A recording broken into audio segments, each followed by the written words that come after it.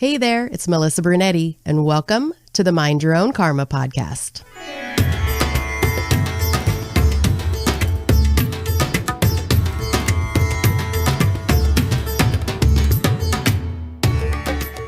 Hey there, Karma Crew. So glad you are here joining me today. Today, I want to talk about what makes trauma.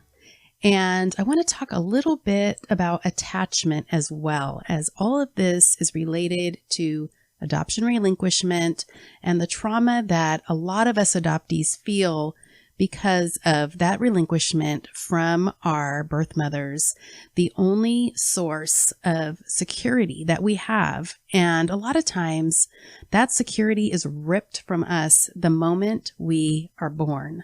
Now, if you have ever had a baby or even seen a baby with its mother, you know that as soon as that baby has a need and it physically cries for its mom, that the person holding that baby automatically gives the baby back to its mother. And most of the time, that baby calms right down because that is their source of security.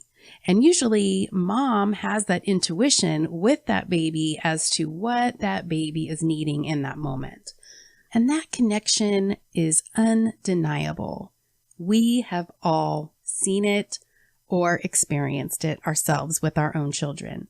And that's not just with babies, even little kids. When they get hurt, they go running to find mom. They're hungry. They go running to find mom. They're scared. They go running to find mom, right? Mom represents that soothing, peaceful place that is a kid's or baby's soft place to land or supposed to be. And if you had that experience as a child with your mother, that is something that calms your nervous system as well as just your feeling of well-being and safety. It's a healthy attachment. So what happens when that healthy attachment is severed at the moment of birth or soon after? That healthy attachment has to be impacted in some way. And those things, even though we don't remember the trauma, the event itself, that event is stored in our nervous system, stored in our cells. And as we grow older, if we don't realize it or seek to heal that's within us and really in us, in our cells, then that can become so many things. It can become mental illness. It can become disease in our bodies. If you've ever read The Myth of Normal, there are chapters about this that are scientifically backed that trauma can cause disease in the body if not healed or dealt with.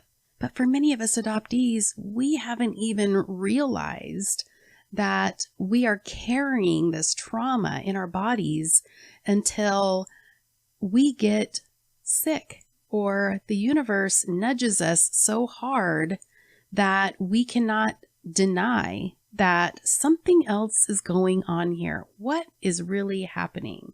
And what I always think about when I'm thinking of survival responses or trauma-related reactions, because when you're a baby, you can't fight or flight. You can't do anything. You can't even verbalize to avoid or submit. So what do? We just end up surrendering because we can't physically do anything. So what I imagine happens is we probably try to fight at first. And what's the only way a baby can fight is to cry. And once we find out that that crying isn't working, that fighting isn't working, then I'm thinking that what would happen would be we would freeze. That's where the freeze would come in, where we withdraw and we are confused and we're terrified, we're panicked. We don't know what's going on. Where is our safety? And then once we are still not reunited with that safety, Then we surrender and submit. Eventually, we feel helpless and hopeless, and we just resign ourselves to the fact that that safety is not coming back. And hopefully down the road soon, in most of our cases, hopefully we can be placed and try to attach to our new family, but the severed part of us has already happened. The relinquishment has already happened with our first safety. And so I imagine for a lot of us, it's difficult to have a healthy attachment with the next family because of the fear that that family is going to be taken from us as well.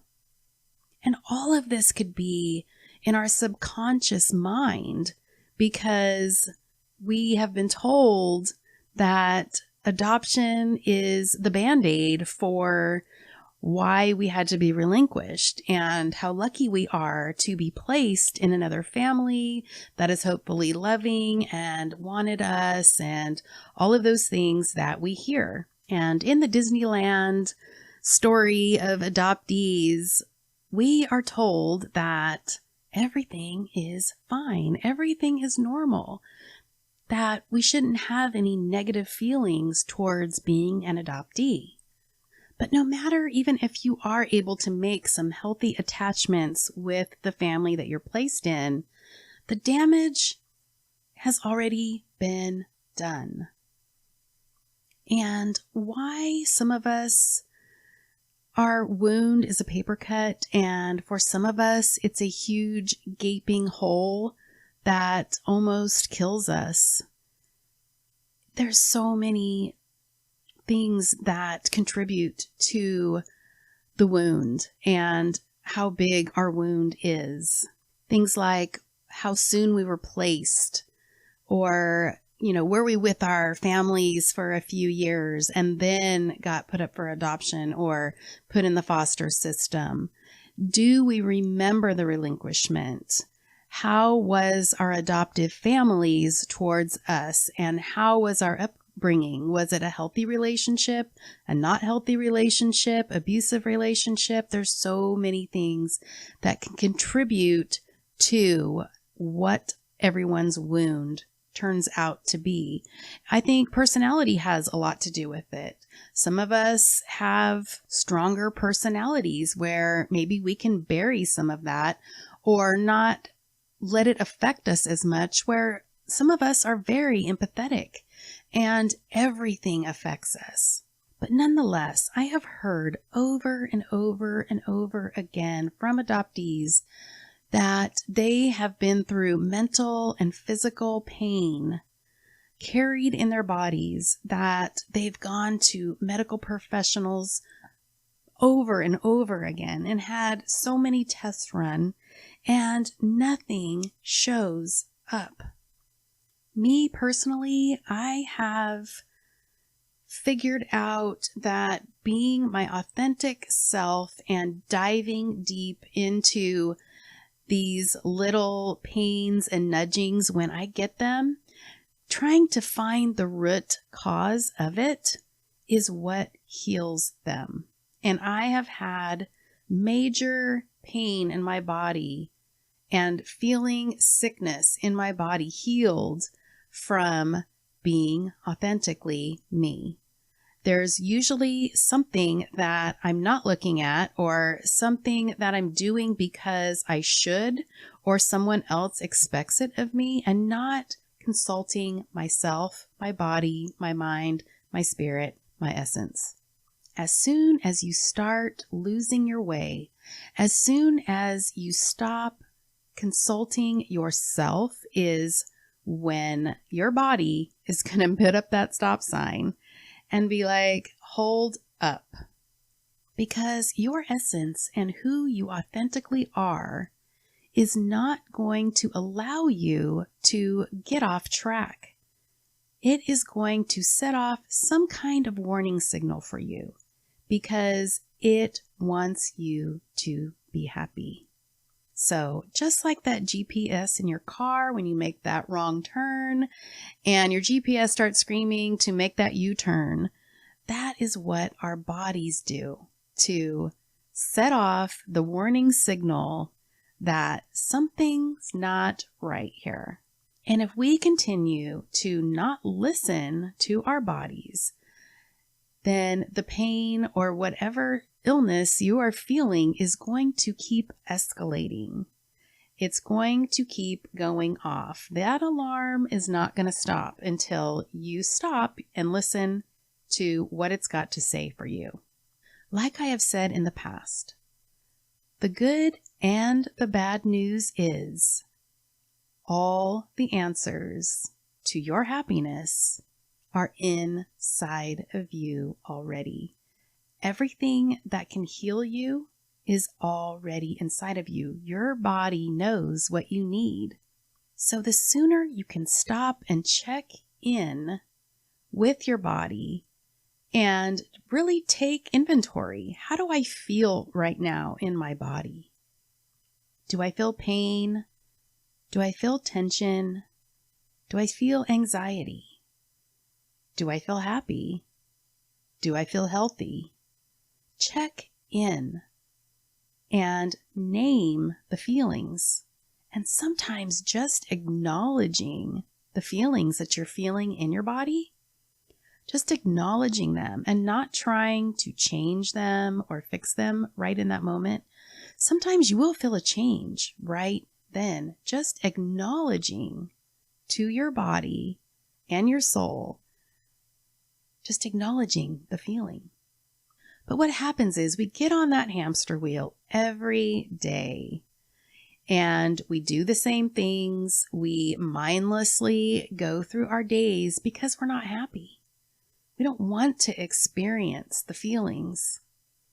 We just want to get through the day so we can go to bed and check out. Have you been there? I have. I've been there. I'm raising my hand right now. I've been there where I just want to sleep. I just want to sleep my life away. I don't see a way out. I didn't check with myself. I didn't think I could. And so many adoptees feel the same way. You are allowed to check in with yourself and be who you are meant to be. You have permission to change. You have permission to grow. You have permission to be happy. You have permission to be the person you were created to be on this planet, in this moment, in this lifetime. And that is what your essence wants for you. Because that is where your happiness lies, is being the person you were born to be. And believe it or not, adoptee, being an adoptee and going through what you have gone through, the good, the bad, and the ugly, is all meant to shape you into who you are supposed to be now. Personally, I have a motto on a sticky note hanging in front of me in my studio, and it says, I did not crawl through the shards of my own brokenness to live a mediocre life. I have prepared for magic. And boy, have I prepared for magic. I am not going to let my wound go to waste. My wound is always going to be there. I am always going to have a scar. But that doesn't define me. My adoption experience and what I went through only makes me stronger. There are days I am down, but I am never out. It is time for you to be your own hero. And in doing so, you might be someone else's hero as well. Don't let your wound keep you down. There are thousands of adoptees that need you to step forward and heal and be a beacon of light for the next adoptee coming out of the fog. You could be their lighthouse in the fog. You could help navigate them back to themselves. Your story is in the shape of someone else's wound, and they need to hear your words. And that is why on every podcast I do, I'm asking you to contact me and come on the podcast and tell your story. It is so important for us to tell our stories, not only for our healing process, but because of other people's healing process as well. You've probably heard me ask some of my guests if they think the primal wound could ever be healed totally. And I get a lot of different answers. But for me, I don't know. Just when I think I have reached out of the fog and I can see clearly, I'm in the fog again. So I'm always learning and always growing. And when I am back in the fog, I have to see it as a learning experience that I'm going to be able to help not only myself, but someone else as well through the process of me digging deep and going to the root of whatever it is that I'm in the fog about today. It's always a learning experience. And the universe isn't going to bring me to the fog for nothing. There's gems in there that are going to help me in the long run and help my essence and make me be the person that I'm meant to be, to live a life that I love. I don't know if there is a finish line, but if there is, I haven't found it yet.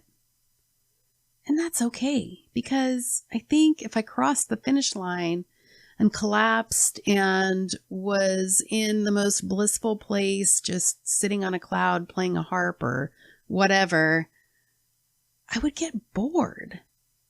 Like, I want to know what's next. I want to keep growing. I want to keep evolving. I don't want to just be done. Although there are some days that I definitely would like to just lay on a cloud and float around for a day and not have to do anything. And some days I just look around and say, I thought I was over this already. Why is this popping its head up again? Why am I feeling this way again? I thought I had conquered this. But I have to just say to myself, there's more learning, more growing to do.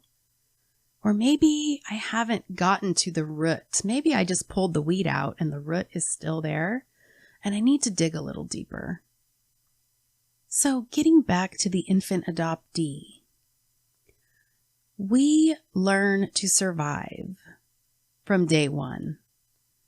And in that survival mode, we learn habits that help us survive in that moment. And those things helped us tremendously then.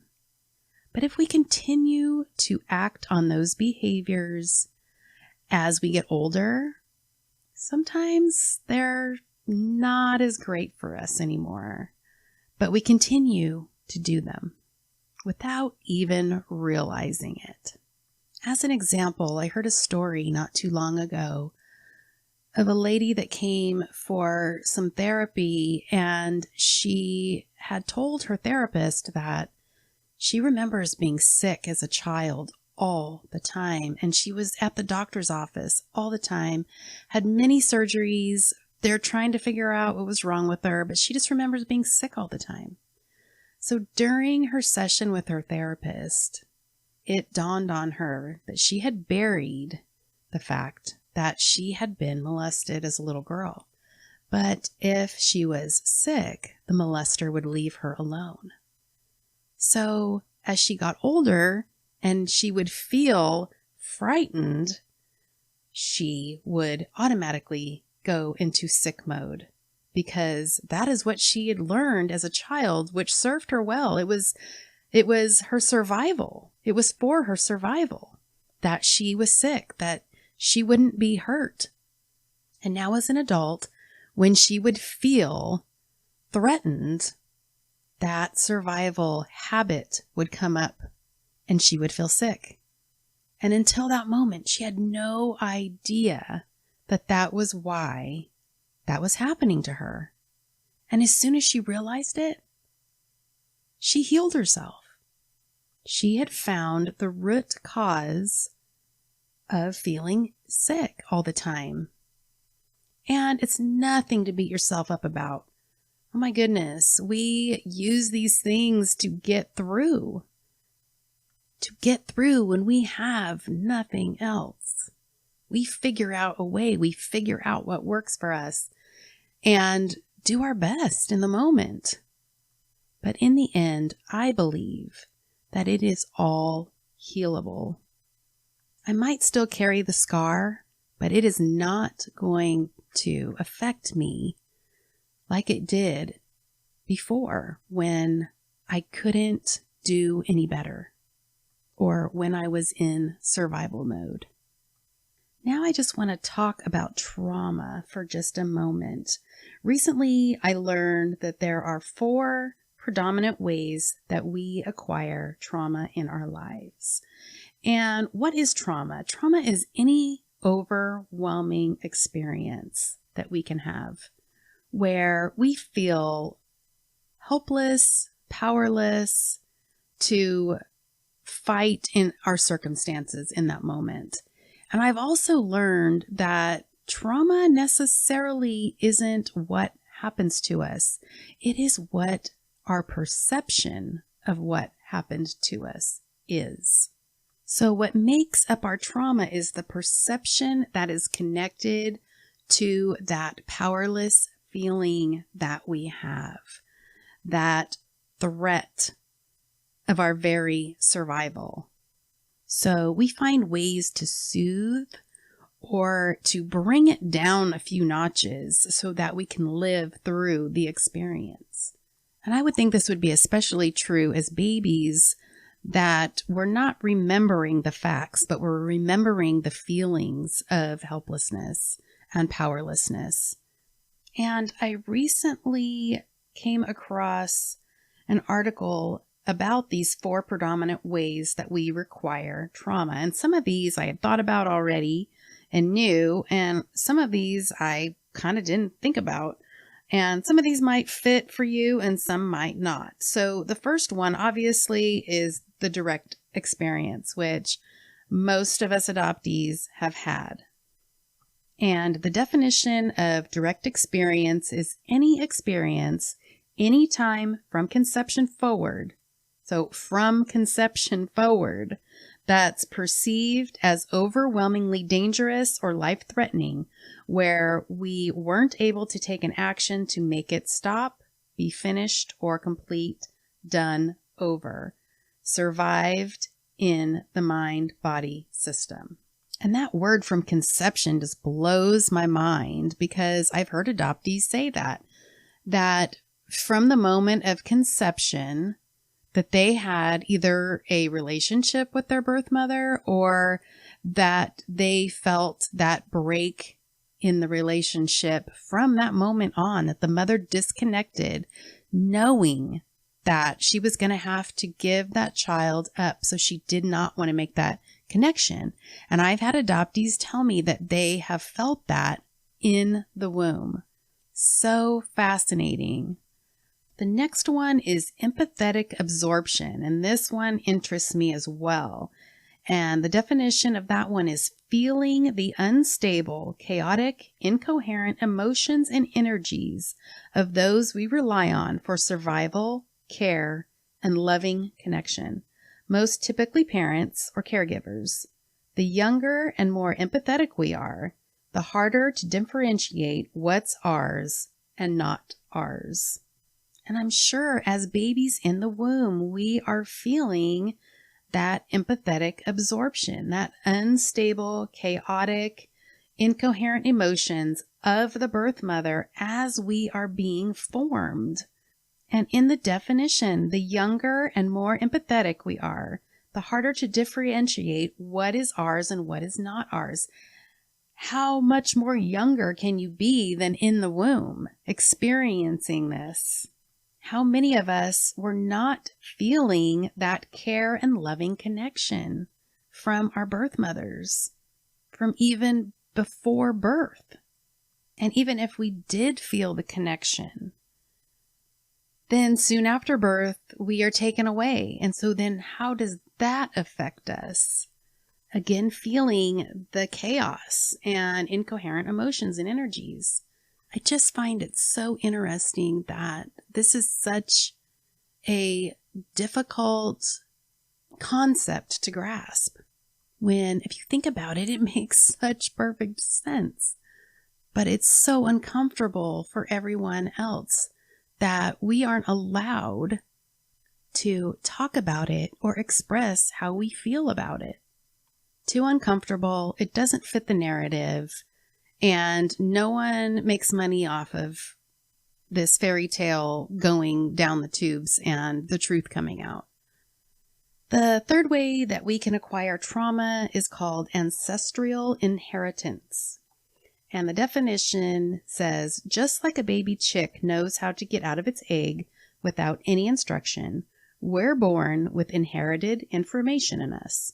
Some of it helpful, some not. Different bodies of research show how our ancestors' unresolved psychological issues can become our biological issues. But good news is that whatever is in us, we have the power to change. But we have to realize that we're even doing these things first, right? Have you ever heard the story of the roast and the women in the family always cut off the end of the roast and put it in the oven? And finally somebody asked the question, why do you do that? And they say, well, because this is what we've always done for years and years. My mother does it. My grandmother did it. My great grandmother did it. Everybody does it. And come to find out, the person that first did it because the piece of meat didn't fit into the pan that they had. So they cut it off. So it really wasn't because it tasted better or anything like that. It was just passed down because that's the way we do it. And we do it without thinking, and it just becomes a habit. And so it's an ancestral habit of inheritance. So we do have to kind of analyze and say, why am I doing this? What is the purpose? And really look at it and maybe make some changes and take out some of the ancestral inherited trash, so to speak. But it is interesting to think that it says our ancestors' unresolved psychological issues can become our biological issues. So interesting to think about. The fourth way that we can acquire trauma, and some of you may not agree with this, I happen to agree, is a soul's history. And the definition is, if your soul has a history of experiences before entering this life, and if any of those were on this planet, chances are that you came into your mother's womb with unfinished business to resolve and traumas to heal, and to turn into something good. Not too distant history on this planet has been rife with widespread, harsh, and violating experiences, with things like the Inquisition lasting 300 years. Even those in high positions of power were easily extinguished when the next regime annihilated them. So basically, it's saying that we can bring things into this life from past lives, and those things need to be dealt with and resolved. And that's kind of where karma comes in, where I've talked about this in a past episode, how we can do good things and bad things, and all of those things are put into our pile, and some of those things come with us because we haven't dealt with them yet. And not necessarily as a punishment. I don't see karma as a punishment, but I do see it as a learning process. And so these things that we have done in the past do come back around to teach us and help us grow. We can learn from the good things that we have done in our life, but we can also learn a lot from the things that we haven't been so great at in the past, or things that we've done wrong. For me, those are the greatest teachers. So anyway, just some food for thought that I wanted to bring you. And I got this information from a class that I am taking called SMGI, or Somatic Mindful Guided Imagery. And it has been so interesting. I have been immersed in it for about a month now. And it's a guided hypnosis that helps heal trauma and other things, really anything that you are wanting to conquer. So I'm getting really interested and digging deep into this because I saw such a huge need in the adoptee community that I saw that maybe I could help by learning how to do this. And as with most things that I bring to this podcast, a lot of times they are things that I think, oh, I've conquered this and I am going to bring it to you to help you guys out. And again, I am always wrong in thinking that I have learned all that there is to learn.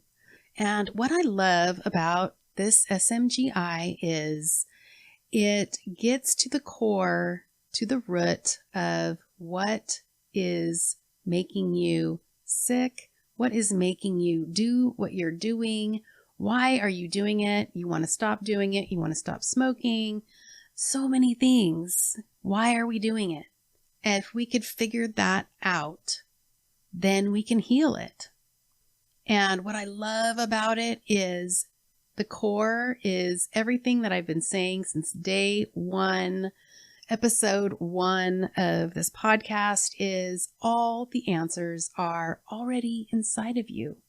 The good and the bad news is they're all right there. Are you ready to access it? Are you ready to heal? And with SMGI, it is a gentle and effective way to get to the root of it, to help you live the life that you love and to live out your purpose. That is the whole of SMGI. So it's kind of funny that I started the class and I am going through a lot of it as a client and not the teacher. So some interesting things have been happening, like increase in my body pain. And I never remember my dreams, but I'm remembering some of my dreams now. I'm really good at meditation because meditation is kind of a thing where you do go in, but I can easily check out. So that feels really good to me, is checking out and going to that good feely place, that you go to during meditation. And sometimes I get some great insight, when I'm meditating. But with SMGI, you go within and you actually check in to your body and the feelings in your body instead of checking out. And that is proving to be a challenge for me because I don't want to feel a lot of the feelings that are probably going to be felt in my body. But I'm looking forward to seeing the release of this pain that I'm having in my body and that I've had since I have been 18 years old. I've carried so much pain in my body. So if I can get to the root of it and I can release some of this, that would be life-changing for me. So I can't wait to come back and tell you guys what is happening with me because, again, I thought I was going to be the teacher, but I'm ending up being the student. So I'm super excited to get through this course so that I could bring it to you and help you if you are ready to go on that journey. But it appears that I am going on the journey first. So I will check back in with you guys periodically and let you know how it's going. But again, I have a feeling that the universe has dropped this in my lap to first help me so that I can come along and possibly help you. I hope I gave you some food for thought today. Some of this stuff is kind of out there, but it really made me think. So as always, take what you need and leave what you don't. And always remember to mind your own karma. I'll see you next time.